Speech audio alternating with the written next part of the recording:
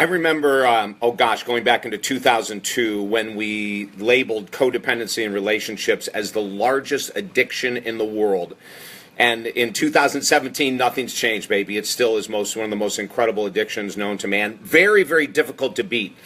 And the reason why it's so difficult to beat is because there isn't a substance, right? Like codependency isn't alcohol or sugar or nicotine or gambling or spending. Like there's no physical substance that you can look at and go, oh my gosh, I have to stop doing this. Instead of a substance, it's a set of behaviors that most of us learn in childhood. Codependency isn't genetically based, but it sure seems like it when it comes to individuals trying to shatter their codependent nature. How about you? Are you codependent in your love relationships? Are you codependent in your friendships? Are you codependent with employees? Are you codependent with your coworkers or friends or next door neighbors? Like, have you ever really thought about the depth and the damage that codependency creates? Most likely within our own sense of self, our self-esteem, our self-confidence. The codependent person has a tendency to walk on eggshells around a lot of people or just certain people. We have a tendency to crave to be liked and accepted. We don't want to rock the boat. These are just some forms of codependency that I want you to do sort of a self-evaluation right now.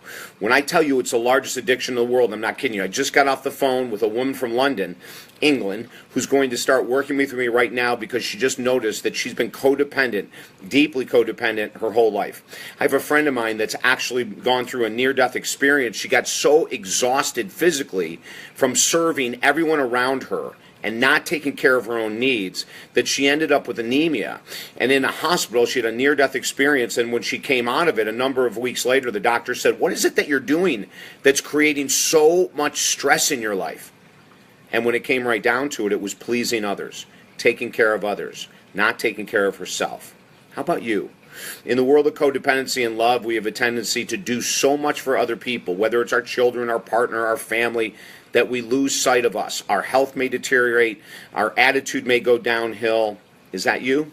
We crave acceptance. We crave to be loved. We crave to be needed. We crave to be acknowledged. We crave to be seen. And then the other flip side of codependency is our fear of being rejected, our fear of being abandoned, our fear of being judged, our fear of being ridiculed. Now, all of these things I just mentioned, the craving to be liked and desired and loved and the fear of rejection and abandonment, is normal across this world. Every human being has these. But the codependent puts them on steroids.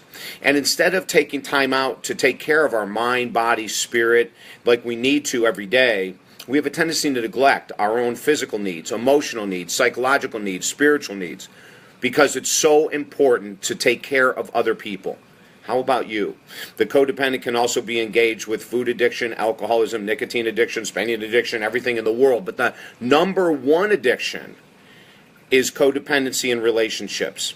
If you need help, I would love to talk to you about that. Email us at the website, davidessel.com or talkdavid.com. I'll put it below. We offer everyone a free 15-minute evaluation to see if this is really something that you need to work with. And do you know, in the last 3 weeks, we've picked up clients from Australia, 2 in London now, and another few in the United States, that after watching videos that we've done on codependent, that says that, oh my God, that's my problem.